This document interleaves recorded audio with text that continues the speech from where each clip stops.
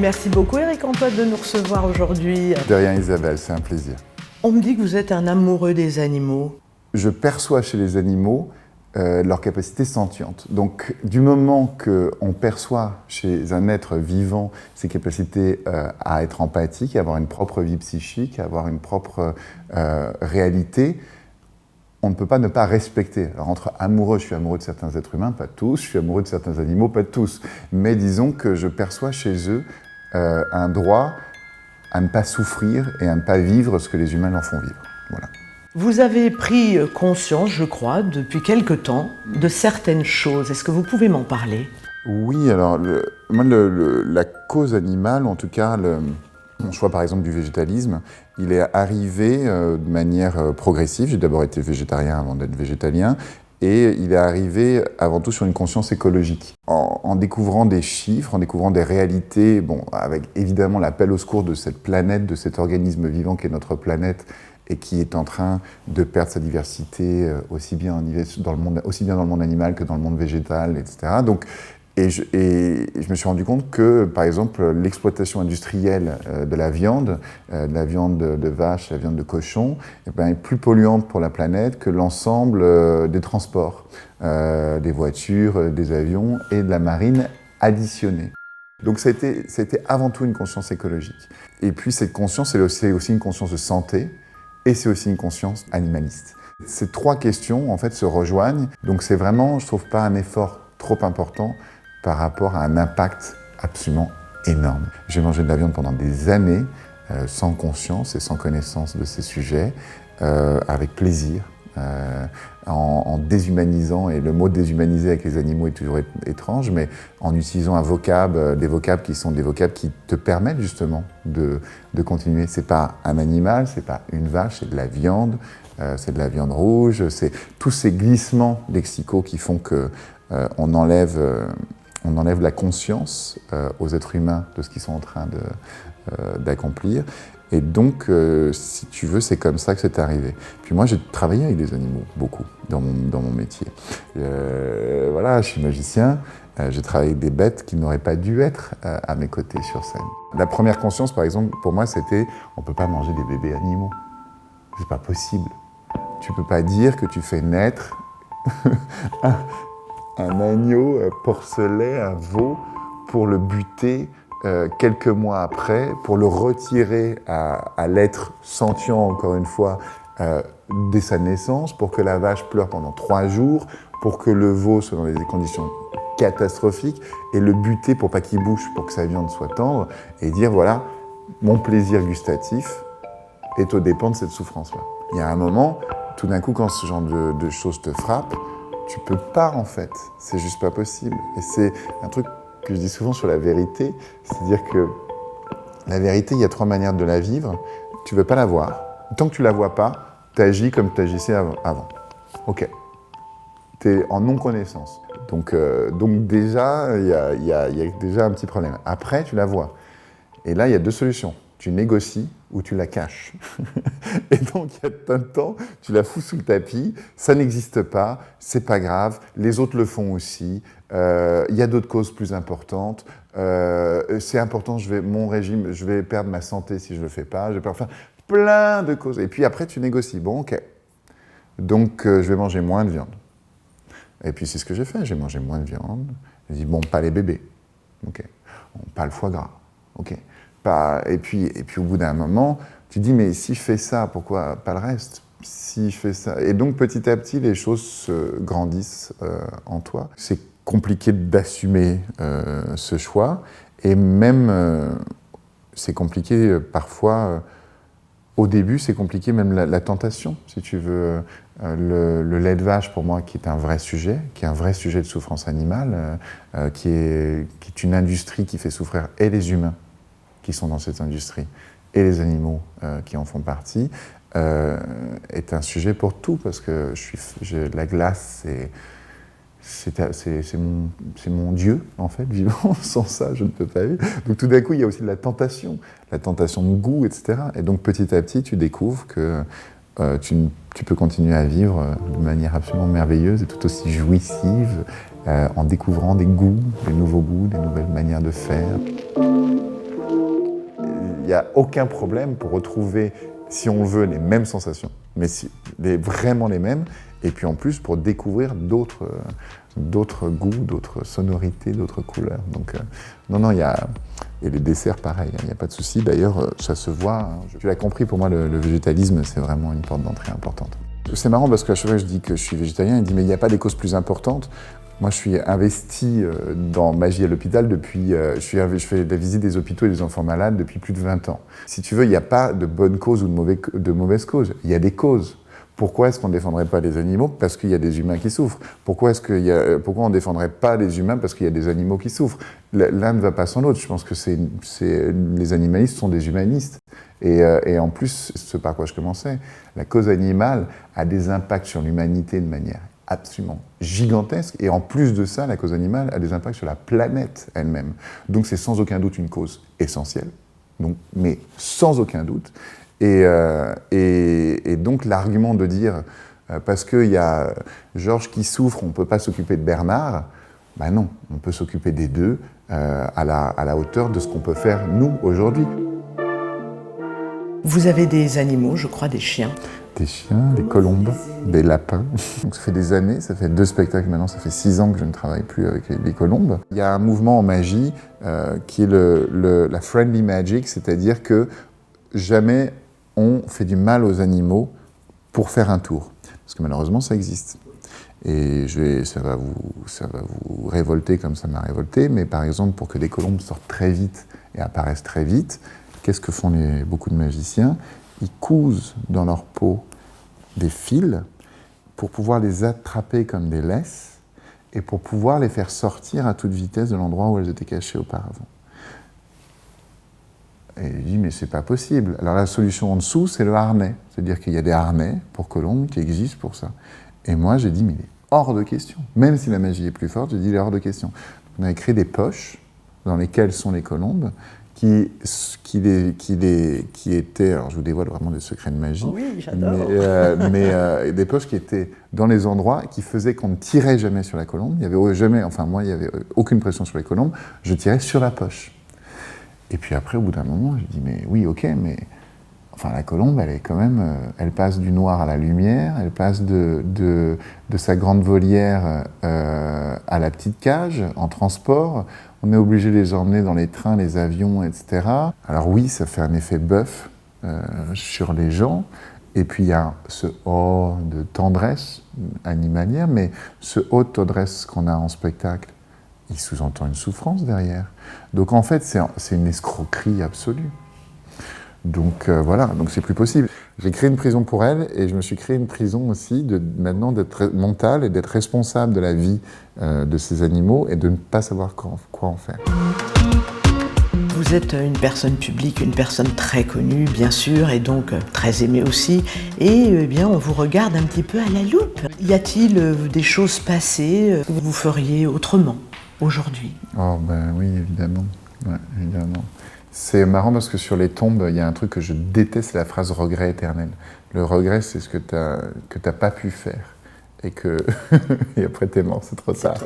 Et moi, j'aime bien le mot remords. Je dis on a le droit à l'erreur. On a le droit de se tromper, on a le droit de se planter, on a le droit de ne pas savoir. Alors oui, j'ai des remords, je pense qu'avec la conscience que j'ai aujourd'hui, jamais j'aurais fait de magie avec les animaux. Vraiment, jamais.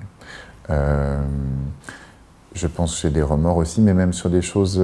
Tu vois, par exemple, j'ai fait une épreuve la dernière fois sur Fort Boyard, et ça s'appelle la tête chercheuse. Et la tête chercheuse, t'es engoncé en fait, et t'as juste la tête qui dépasse, et tu passes dans des espèces d'aquariums. Dans le premier, il y a des pigeons, dans le deuxième, des rats, dans le troisième, des crapauds, dans le quatrième, des mouches, etc. etc. Et à chaque fois que je rentrais dans un de ces aquariums, j'avais envie de pleurer. Parce que, en fait, je fais peur aux animaux qui sont là-dedans. C'est pas possible, il y a quelque chose qui me fait mal, en fait, physiquement. Donc voilà. Donc, je regrette. Enfin non, j'ai des remords, parce que je l'ai fait, mais j'aurais pas dû le faire. Il y a quelques années de ça, je m'étais fait alpaguer par 30 millions d'amis qui m'étaient tombés dessus suite à une émission où je faisais apparaître une jeune lionne. Donc je ne percevais pas, en fait, qu'il est plus juste qu'une lionne ne soit pas dans une cage à la télévision. Et donc il y a aussi une conscience qui petit à petit se fait. Par rapport au sujet des expérimentations animales, de la chasse. Je souffle de souffrance en fait. Moi je me souviens très bien, tu vois, et je l'ai avec émotion, des parties de pêche avec mon grand-père. Voilà. Et qui était un moment de partage, mais en fait ça aurait pu être autre chose. On aurait pu juste se balader en montagne, on aurait pu cueillir des champignons, on aurait pu faire autre chose. Lui, il a été éduqué comme ça. À un moment, il voulait transmettre à ses petits-enfants l'idée d'aller pêcher des truites dans les torrents. Voilà. Et c'est vrai que quand même les truites, on les sortait du torrent et on mettait un bon coup de massue sur la gueule. Donc il y a aussi une violence, mais tout d'un coup qui est éducationnel, c'est-à-dire c'est fou. Donc moi le fait de tenir une arme à feu, de viser un animal ou les autres chasses, pire, on parle beaucoup de la chasse à la colle en ce moment, qui est quand même... C'est des aberrations. Pour quel plaisir? Pour moi, c'est la différence entre le pouvoir et la puissance. C'est-à-dire que le pouvoir, pour moi, c'est souvent la quête du pouvoir est souvent une expression de l'impuissance. Est-ce qu'on a un rôle en tant que parent, ou même parti politique, vis-à-vis de l'autre génération? Oui, je suis convaincu de ça, Isabelle. Je suis convaincu que ça passe par l'éducation. Ça passe évidemment par ça, ça passe par de la pédagogie, mais pour moi, il y a des déficits pédagogiques à l'école. Et il y a évidemment un déficit pédagogique autour de notre assiette. C'est une catastrophe. Voilà, c'est une catastrophe, mais les consciences s'élèvent. On voit quand même qu'il y a des maires qui prennent des décisions à ce niveau-là. On voit en effet que le parti animaliste avance. Comme il prend des parts, tout d'un coup, dans les mairies, on commence à avoir des adjoints qui sont conscients de ça. Donc ça, c'est vraiment intéressant. Et donc, ils font évoluer au niveau microsocial les consciences. Et donc ça, c'est vraiment bien. Quel est notre devoir de citoyen?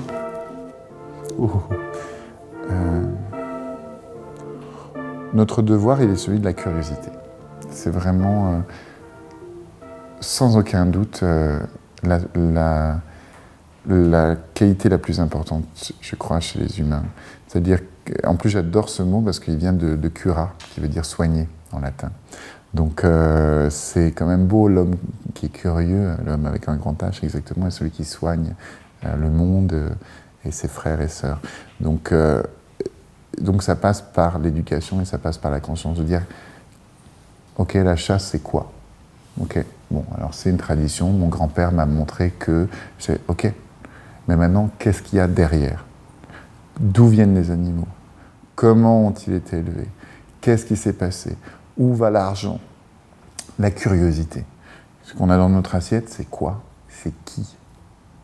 Qu'est-ce qui se passe derrière ? Donc, ce n'est que, pour moi, le devoir de citoyen, c'est un devoir de curiosité. Comment vous voyez, vous, l'évolution de ce lien animal-humain dans notre société aujourd'hui ? Je le sens, je sens évidemment une vraie prise de conscience. La preuve en est, évidemment, des partis comme le vôtre qui commencent à réunir de plus en plus de gens. Je sens une curiosité qui est passée de la moquerie pour une majorité, et je sens que la moquerie va vers un peu le questionnement. C'est-à-dire que quand même la population qui est en conscience de cette souffrance animale quotidienne et industrielle, voilà, parce qu'on parle de millions et de millions d'êtres qui meurent tous les jours, dans toutes les espèces. Il y a quand même une conscience qui arrive.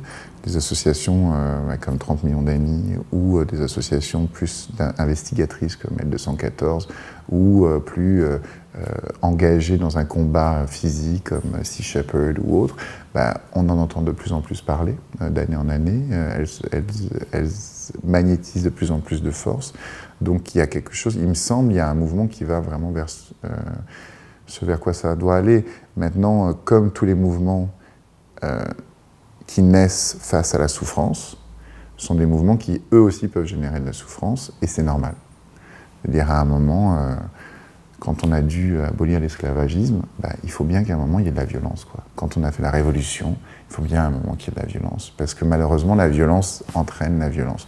Et heureusement, il y a des gens qui vont prendre un parti politique et qui vont essayer de raisonner. Voilà, de prendre une distance, de comprendre, d'agir justement sans être dans l'extrémisme. Ce qui m'embête, c'est que je sens derrière l'éducation, la transmission, encore ce fameux mot de tradition, tous ces mots comme ça qui sont soi-disant des mots positifs, mais qui ne le sont pas. La tradition n'est qu'une illusion. Ce n'est pas vrai, en fait. Ça n'existait pas il y a 60 ans, on ne mangeait pas de la viande comme on en mange aujourd'hui. Et c'était pas rentrer que c'était la seule source de protéines viable, que c'était comme ça qu'on faisait du muscle. Tout ça est faux. Tout ça n'est que de la publicité de grands industriels qui disent « Nous, on a des vaches par millions aux États-Unis, et ben, il faut qu'on écoule notre viande. Ça nous rapporte des milliards de dollars tous les ans et il faut bien qu'on fasse du pognon pour faire vivre nos actionnaires, etc. » Et donc, c'est des choses moi qui suis un escroc honnête, puisque quand même mon métier, c'est comment manipuler les autres pour les faire rêver, pour les faire rire, c'est quand même mon métier, c'est quand même une illusion. Et la question qu'on se pose toujours, nous les magiciens, c'est comment fonctionnent les choses. Et quand tu comprends d'où vient notre tradition de manger de la viande, mais comme en Chine, d'où vient la tradition de manger du chien, des insectes, pourquoi nous on mange des escargots, eux mangent des chiens, pourquoi au Japon ils mangent du dauphin, pourquoi pour nous ça nous paraît complètement aberrant, ce n'est que de la tradition. La protéine, tu la prends comme ça, tu grandis seulement si tu finis ton assiette. Toutes ces phrases qui sont des bêtises énormes, mais éducationnelles, qu'on nous matraque dès le plus jeune âge. Quand on montre à un enfant de 4 ans un cochon, un agneau, un chien, il va jouer avec les 3. Mais quand tu montres à un enfant de 10 ans un cochon, un agneau, un chien, il va jouer avec le chien. Parce que tout simplement, c'est de l'éducation. Ce n'est rien d'autre que de l'éducation. Ce n'est pas une vérité interne. Donc, mais ça, pour se déconditionner de ces illusions-là, il y a en effet un travail pédagogique, il y a un travail politique, il y a un travail de curiosité aussi, parce qu'on nous a lavé le cerveau. C'est confortable, on est dans un monde magique où la nourriture est en bas de chez soi au supermarché, où elle est déjà pré-cuite, où tu la mets juste dans ton micro-ondes en 30 secondes, elle est prête, où l'eau arrive ici, où l'électricité, mais tout ça, c'est pas magique les amis. Tout ça, c'est au détriment de beaucoup d'autres choses. Et moi, ce qui m'est évident, c'est que tu ne peux pas dire mon plaisir est générateur de souffrance.